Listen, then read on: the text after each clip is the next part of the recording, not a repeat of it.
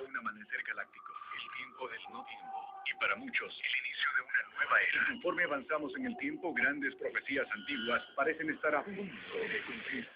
Megaterremotos y tsunamis, inversión de polos, tormentas solares, el regreso de los Anunnakis y la rebelión reptiliana son solo algunas de las señales que indican que el fin podría estar cerca. XY presenta Frecuencia Paranormal. Frecuencia Paranormal. Acompaña a Luis Ordelli, martes, miércoles y jueves, de 7 a 8 de la noche en un espacio donde analizaremos y discutiremos todos los fenómenos paranormales que sabemos existen, pero que nadie se atreve a discutir. Aquí comienza un episodio más de Frecuencia Paranormal. Oye, ¿qué sigue?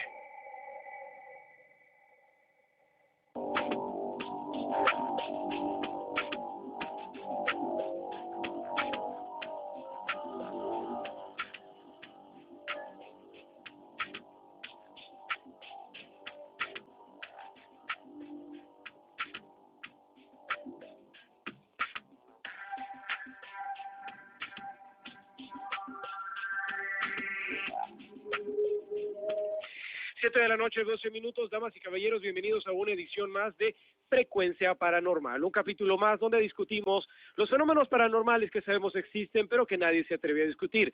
Así también discutimos las teorías conspirativas. Queremos darle la más cordial bienvenida, como todos los jueves, a un amigo personal, a un amigo de la casa, al quien le agradecemos siempre por compartir su tiempo, su energía y su visión del universo con todos nosotros que estamos interesados en analizar la vida desde una perspectiva diferente, el cuestionarnos la realidad de las cosas. Mi estimado Max, bienvenido a tu casa. Buenas noches, saludos muy particulares a Eric Reyes, de cuya casa vengo, y que me facilita muy amablemente su computadora para que no tenga que estar yo gastando siempre en Galerías del Escalón, donde me he documentado particularmente para los temas de esta y otras noches, y también un recordatorio, Mauricio Altamirano, más conocido de ustedes como Mauricio Quiero Saber, que se venga si anda cerca, si no los siguientes jueves, pues el año ya empezó, y el hecho que yo me haya negado a dar consejos de familia y de amor cuando él me leyó el horóscopo del año es simplemente porque yo no soy padre de familia y no tengo por lo tanto la autoridad psicológica para ello, pero si quiere que los dé, los puedo dar. El punto es que como él es masón, no sé yo de qué grado, pero sí muy elevado, las preguntas que hace son muy atinadas a los temas que normalmente se tratan en esta entrevista. Dicen que es menos 3 grados al cuadrado.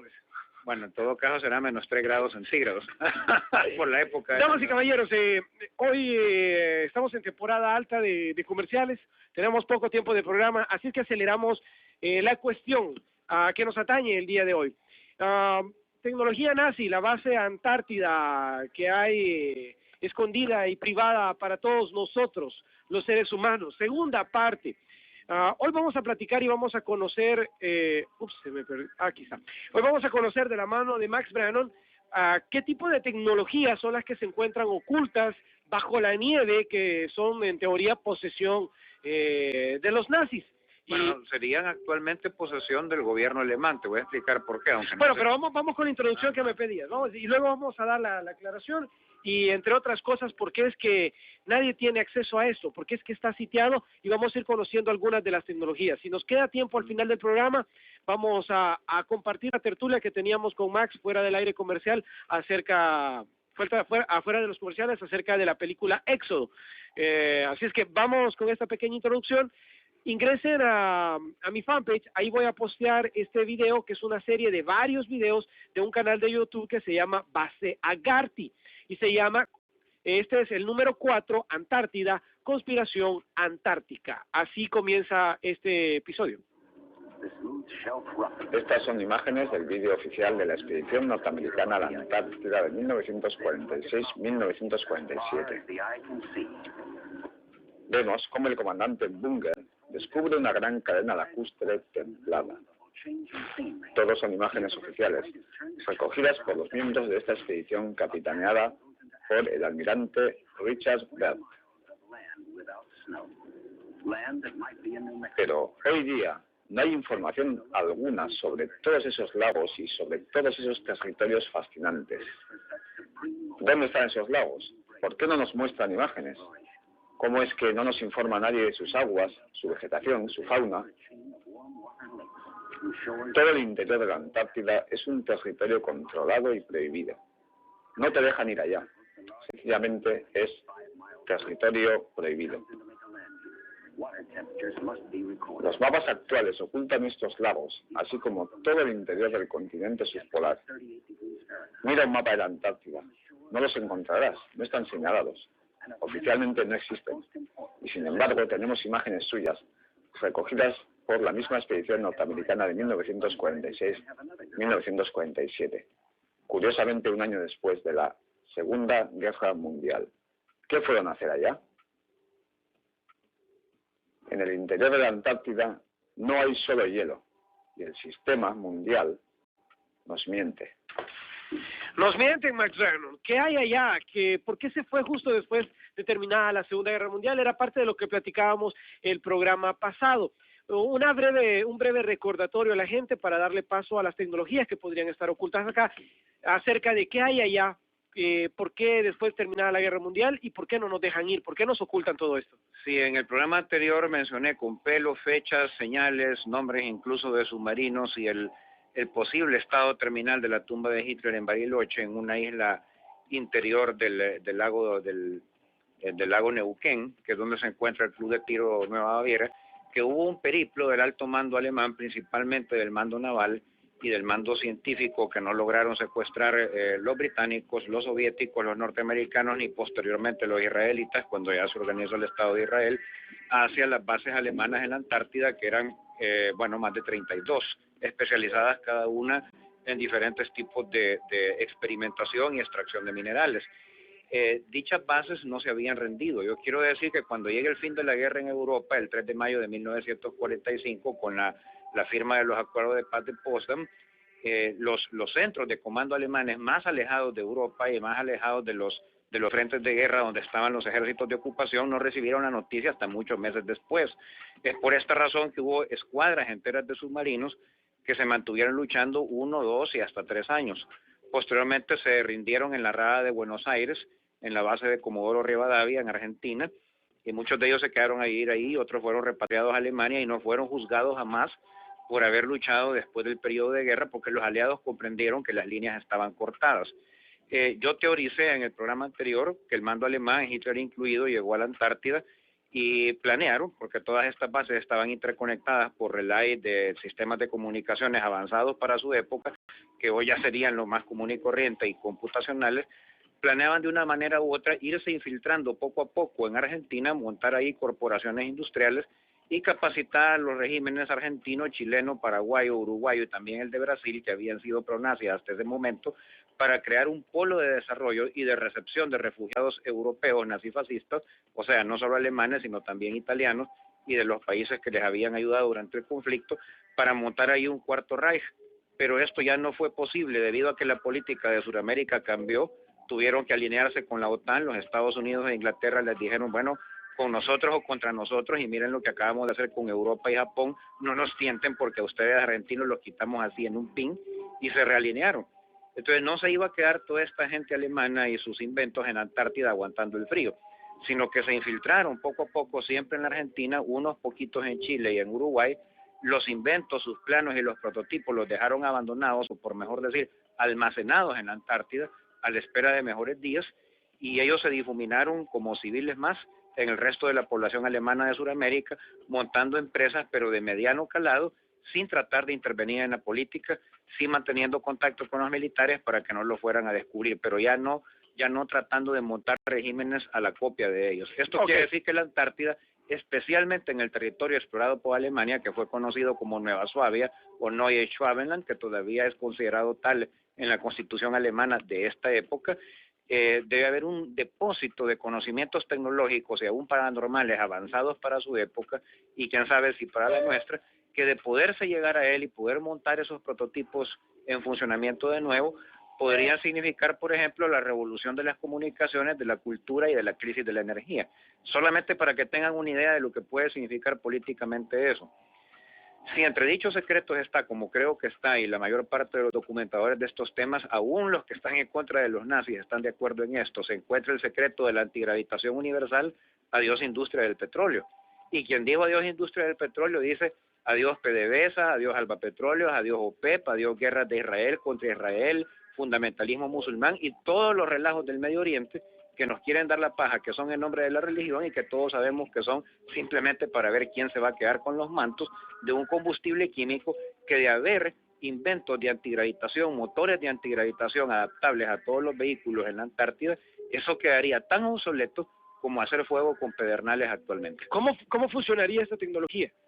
Pues la antigravitación es en teoría muy sencilla, y esto lo explicó Víctor Schauberger, el inventor conceptual de los ovnis nazis y también del pájaro de plata, que creo que es otra patente que se encuentra ahí, pero también en los Estados Unidos. Es de las cosas que los Estados Unidos ya encontró en la Argentina dentro de archivos nazis que confiscaron cuando anduvieron buscando a Joseph Mengele y cuando los comandos sionistas secuestraron allá a un oficial de los nuestros, ahorita no recuerdo el nombre, pero fue uno que juzgaron en Israel y lo colgaron.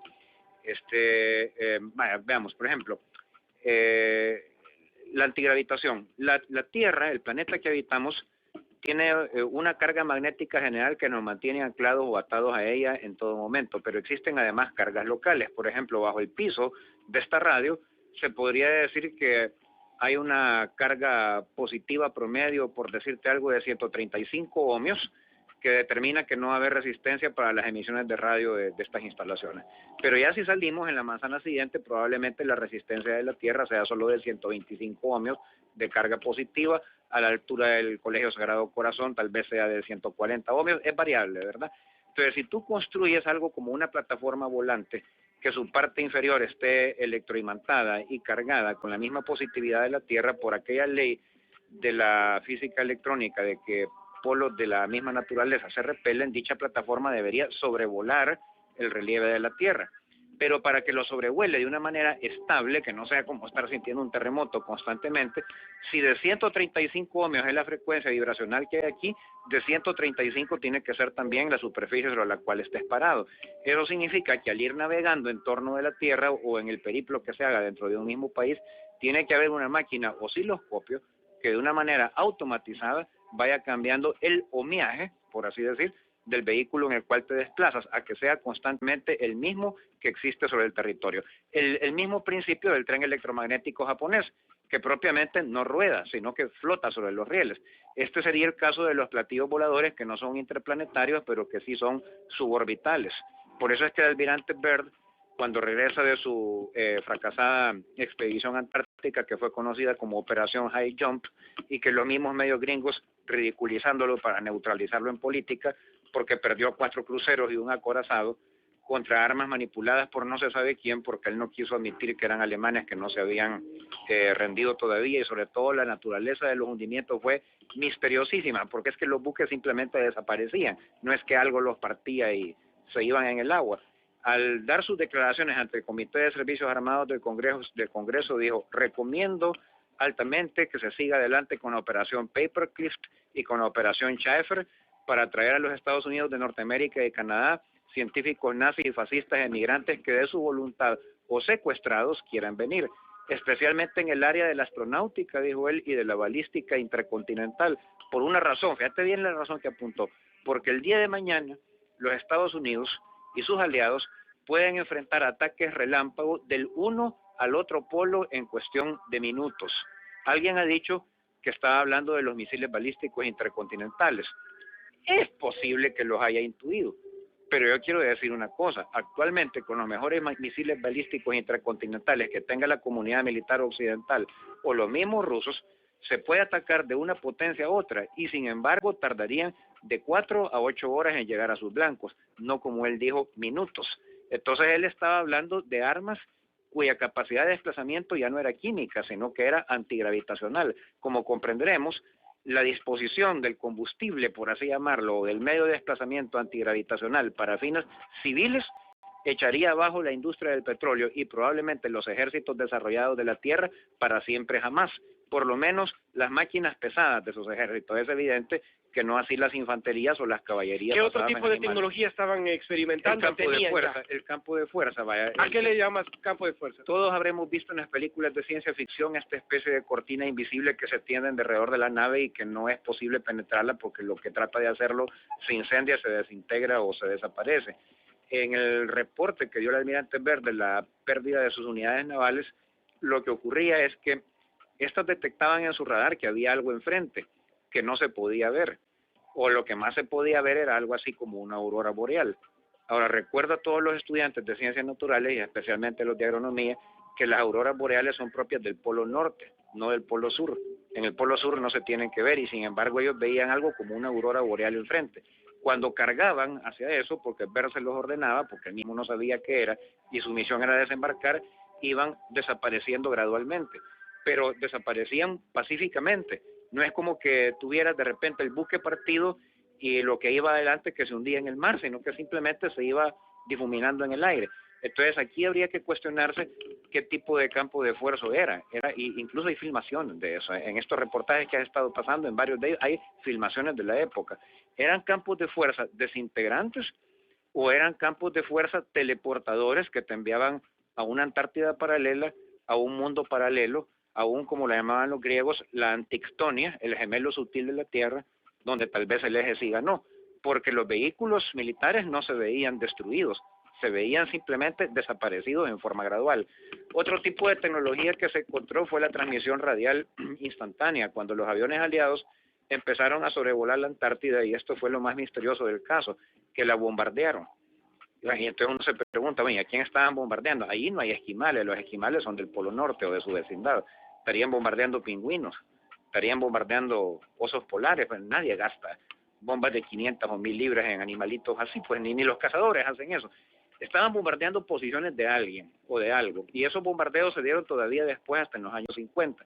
Pero lo curioso es que cuando los aviones trataban de retornar a sus portaaviones, les era muy difícil hacerlo, porque la emisión de llamada del portaavión, en ese momento no había radares en todos los barcos, el radar era una invención reciente y no estaba reproducida industrialmente en todas las unidades de la Armada Naval norteamericana.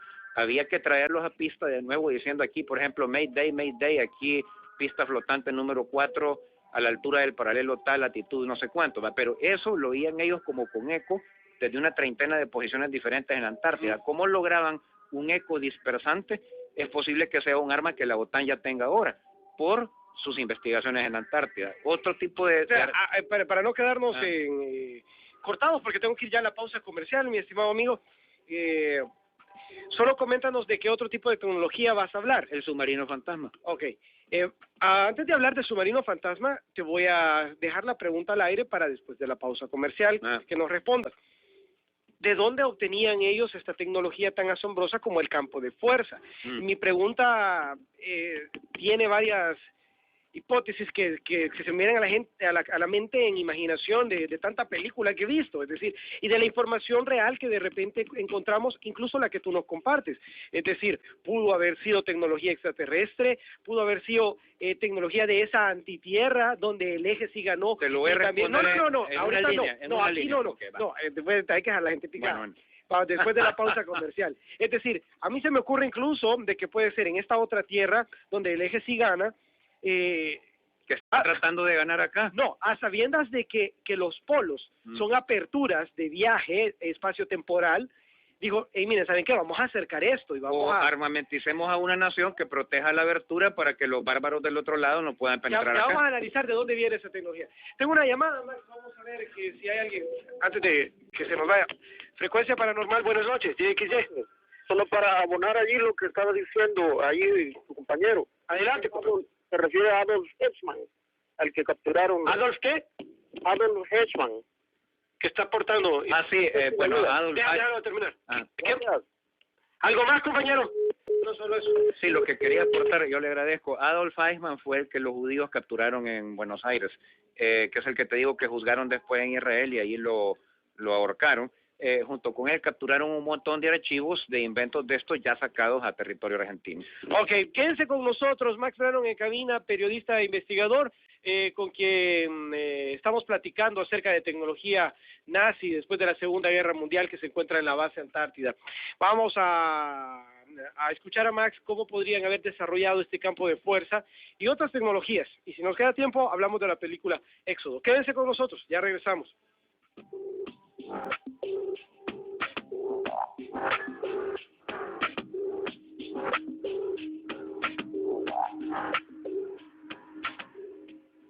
Más allá del tiempo, más allá de la quinta. De regreso, Falte guaro, la trenzuda te hace falta. Damas y caballeros, venimos a la segunda parte de este episodio de Frecuencia Paranormal, donde hablamos acerca de las tecnologías nazis que se desarrollaron ya, bueno, algunas lograron desarrollarse después de la Segunda Guerra Mundial y quedaron allá en el Polo Sur. Sí, te estaba diciendo que una que quería tocar y en ese momento fuimos a comerciales era la del submarino fantasma. Pero antes del submarino yo te preguntaba cómo pudieron llegar a desarrollar las diferentes tecnologías y las patentes que no se materializaron, como por ejemplo la del campo de energía. Y yo te preguntaba, ¿acaso fue tecnología extraterrestre a la inversa? ¿O sencillamente tuvieron contacto con alguien y les dijo, miren, esto se hace así? Hubo contacto, pero ese O contacto... viene de la otra tierra. Bueno, el contacto pudo venir de la otra tierra, porque recordemos que para sabios científicos de los años 20 y 30, contactos telepáticos tecnológicamente dirigidos, y de eso tiene mucho que ver la película esta Éxodo, que fuimos a ver tú y yo, cada uno por su cuenta, porque analizando las conductas de Moisés con ese Dios niño que le pintan ahí una especie de querube, que el que vaya a ver la película comprenderá a qué me refiero, él podía haber estado recibiendo imágenes telepáticas tecnológicamente dirigidas de otra dimensión, en donde le pintaron las cosas como las tenía que ver un primitivo sin escandalizarse para hacer caso. Análogamente, en la primera mitad del siglo XX, las mentes más brillantes de la Alemania nacionalsocialista, dirigidas por grupos esotéricos nazis, que creían en estas vainas, que creían en vida en otros planetas, en locas hindúes, como lo llama la literatura sánscrita, o sea, dimensiones de los devas o seres iluminados, les pintaron de una manera mitológica lo que tal vez no eran sino contactos de la antitierra para desarrollar toda una legión militarizada, industrializada y tecnologizada de países marciales que de una manera u otra, al crear nuevos imperios coloniales diferentes de los que estaban entonces y que son los mismos que están ahora bajo bandera de la OTAN, resguardaran la ecología de los polos, de los dos polos, del norte y del sur. ¿Por qué? Porque el polo norte y el sur serían la entrada interdimensional masiva, no nada más para una persona que se perdió o un carro que se dejó de ver en un dron policial, sino que la entrada para las naciones a la antitierra.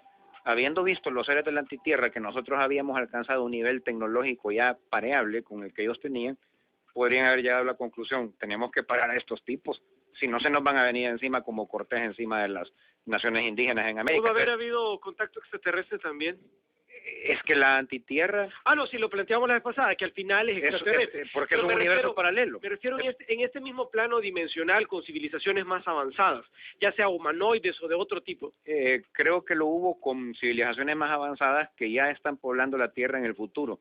¿A qué me refiero? Volvamos a la campana nazi. Yo les explicaba la vez pasada que de la manera que se tienen los relas y bobinas de fuerza que quedan de la empotradura en que estaba esa campana, que no es un solo lugar, sino que son como 8 bases abandonadas en Alemania, las que nadie va, no porque haya una prohibición, sino que por esta locura que tienen los alemanes ahora de que todo lo de Hitler es malo, malo, malo, malo, porque el hombre comía niños con quelos en la mañana. Pero, o sea, los ven como lugares hechizados, pero lo que se ha visto de los documentales y todo es que estos eran lugares para acelerar los cuantas de información que eran capaces de conducir las neuronas de los cerebros de los que entraban adentro, y entonces estos cuantas acelerados a velocidades cercanas a las de la luz, pero solo las unidades fotoquímicas que transmitían la información, no el cerebro en sí, eran capaces de ver distancias cortas del tiempo en el futuro y distancias cortas del tiempo en el pasado. ¿Esto para qué podía servir?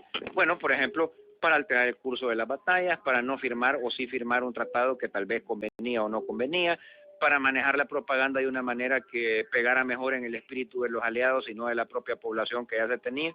Pero si tú tenés el principio para observar el futuro de una manera cierta y segura, y no meramente probabilística, aunque sea solo 2 o 3 años en el futuro, o 2 o 3 años en el pasado, tenés también el principio para comunicarte, aunque sea nada más a nivel de imágenes de televisión, de las que ya existían prototipos en aquella época, tanto en Alemania nazi como en Inglaterra y en Estados Unidos, de las civilizaciones que en el futuro van a venir a la Tierra. ¿Y quién te dice a ti que esta civilización no va a estar ya destruida al paso que vamos dentro de pocos años, pero no así el planeta? Al cabo, como bien dijo el ingeniero Ricardo Navarro hace muchos años en televisión, en Canal 12, cuando el expresidente Funes era todavía periodista y no político, la civilización puede pasar y la vida humana puede pasar, y eso no significa que la vida biológica va a pasar con nosotros. Entonces, si queda la Tierra entera, pero la humanidad pasa o es reducida al salvajismo, no está exento el planeta de ser colonizado por otra especie en el futuro. Pero si esa especie es suficientemente tecnológica y tenés un Estado fuerte del pasado, como era el Estado Nacional Socialista o el Imperio Japonés, capaz de desarrollar tecnología para contactar con ellos, podían traspasar información extraterrestre del futuro al siglo XX. Además, quiero decir una cosa, no olvidemos que el régimen nazi se caracterizó por enviar expediciones para probar el origen polar de la raza aria y por lo tanto un génesis distinto al de la Biblia, sino para toda la humanidad, al menos nada más para los pueblos caucásicos, a los lugares más disímiles de la Tierra. Fueron al Tíbet, fueron a la India, fueron a Sudamérica, fueron a Guatemala, fueron a México, fueron a las islas del Pacífico del Sur, pero esa es la paja que nos han vendido, y yo digo, ¿y qué tal si ellos sabían perfectamente que aún la raza blanca también se había originado en el Medio Oriente, antes de Ur de Caldea, en la tierra de Noé, a raíz del diluvio? En otras palabras, si no se apartaban de la antropología oficial, pero tuvieron que desarrollar para consumo público nada más, incluso de su propio público, una antropología de ciencia ficción que estuviera en todos sus manuales y su literatura de propaganda para justificarle a los aliados los desplazamientos en tiempos de paz de sus grupos de científicos que iban a estos lugares de ruinas, a estos yacimientos arqueológicos, a obtener ¿qué? Las patentes tecnológicas militares de las civilizaciones del pasado. Porque hay una teoría nazi, por cierto, que se llama el catastrofismo cosmológico, que dice que varias de estas civilizaciones del pasado perecieron no por convulsiones de la Tierra, sino que porque entraron en guerra mundial entre ellas. Pero si esto es cierto, para que hayan habido guerras planetarias previas a la Segunda Guerra Mundial es porque ya habían tecnologías prehistóricas y tras de eso andaban. Ahora, yo lo que planteo es que esas tecnologías prehistóricas, quizás la mayor parte eran de origen terrestre, pero no todas. Y eso fue lo que ellos rescataron y las reprodujeron en prototipos y modelos a escala manejables por humanos del siglo XX. Max, platícanos acerca de el submarino fantasma, ¿qué son las campanas y el rayo de la muerte? Bueno, el submarino fantasma es inclusive un invento que siguió dándole que hacer a los norteamericanos y a toda la OTAN a lo largo de toda la Guerra Fría hasta que la Guerra Fría terminó. El submarino fantasma es que tú vas en tu barco patrullando en tu escuadra naval y de repente en tus sonares, y luego cuando ya se desarrollaron en los radares, empezás a ver la ecolocación de un submarino potencialmente enemigo, porque se echa de ver bien que no es de los tuyos por su radiofrecuencia, pero no en un solo lugar, sino que primero en un lugar, después en dos, luego en 3, luego en 8, luego en 24, y lleva una progresión geométrica hasta que de repente tenés toda tu pantalla de patrulla saturada de una cantidad de submarinos que no puede ser porque habrías visto venir esa flota. Entonces sabes perfectamente que el objeto en sí está en un solo lugar, pero te está mandando señales falsas que son de carácter estable, como si estuviera en otro montón de lugares. Es como si vos estuvieras dentro de un laberinto de espejos, entonces no sabes dónde atacar. Ahora, el asunto es que con el desarrollo de la electrónica de microchips, cuyo verdadero nombre en castellano es circuitos integrados, se comprende. Lo que no se comprende es cómo lo lograban alemanes con una electrónica que era de tubos en aquel momento. O sea, si alguno de ustedes tiene un papá que tenga un taller electrónico y haya abandonado radios de aquella época, verá que son tubos anódicos y catódicos como los que se ven en las películas de Frankenstein viejas de los años 20 y 30. Pues con esos equipos lograban el efecto de submarino fantasma y, lo que es más importante, el efecto de puestos de radio de infantería fantasmas que se veían en 24 lugares diferentes al mismo tiempo. Y fíjate bien, no necesitaban antenas de repetición en distintos lugares, sino que lo lograban con una sola antena. ¿Esto por qué era? Porque habían desarrollado una teoría atómica, más bien una teoría de la naturaleza de la materia que no era atómica. Mientras los aliados, descansando en el nazi traidor y desertor Niels Bohr, que se escapó para eludir las consecuencias de la derrota, teorizaban de que las ondas de fuerza electromagnética eran haces de partículas, los que se quedaron en el lado bueno, en el lado nazifascista, con Werner Heisenberg a la cabeza, que fue ganador del Premio Nobel de Física Nuclear de 1945, cuando todavía no había caído el régimen. Vaya eso para la señorita procomunista que meneceaba en Facebook de que los nazis no habían sacado ningún premio Nobel. Sacaron 9, ese fue uno y fue nada más el último, los demás fueron en medicina. Este señor Werner Heisenberg dijo no, las emisiones radiomagnéticas y de frecuencias eléctricas no son de partículas, no son pelotitas chispeantes de nada, lo que son es fluctuaciones en el éter gravitacional de la Tierra. En otras palabras, son ondas. Y eso quiere decir que si encuentras la manera de tirar, digámoslo así, una piedra suficientemente grande en el estanque de esas ondas, se van a dar ondas de reflejo en todas direcciones, no nada más en una.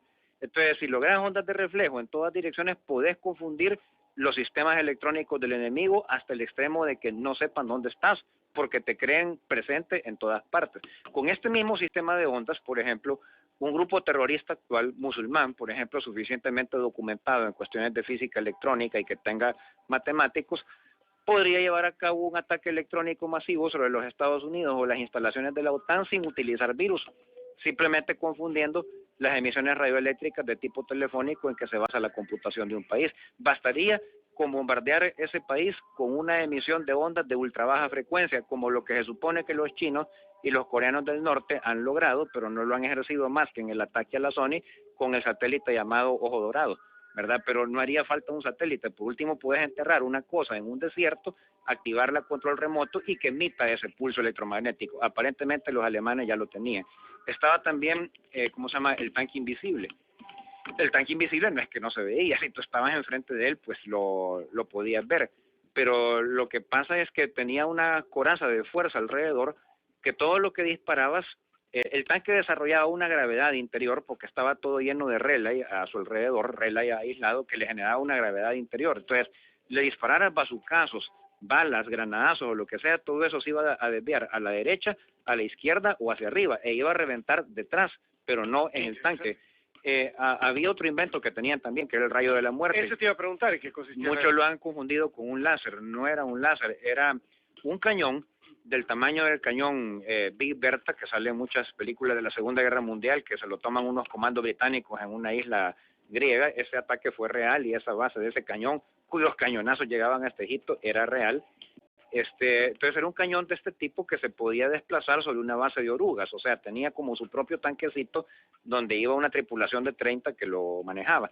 Y lo que era un inmenso cañón de rayos X, ¿verdad? Y entonces te disparaba los rayos X, pero súper concentradísimos hacia la dirección del puesto de mando enemigo, y el resultado era que te lo incineraba aunque fuera subterráneo.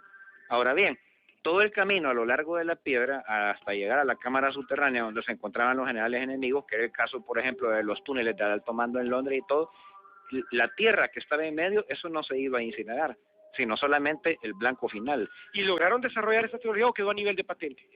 No, lograron desarrollar prototipos y se ensayó, por ejemplo, en la campaña de Grecia. Yo quiero decir algo más, que si compañías privadas, preferiblemente europeas y del sector privado, no gubernamentales, quisieran tener una parte de toda esta tecnología sin tener que mandar expediciones polares a estar arruinando la Antártida, que es de todos y que al final son las grandes reservas de agua de la humanidad para el futuro y que sería mejor respetar e ir viendo la manera de licuarlas dentro de perímetros fijos para que los países más desertificados tengan una manera como irse reverdeciendo. Esa sería la exploración idónea de la Antártida para este nazi de ahora que soy yo. Pero si se quieren tener esas tecnologías, vayan a Austria.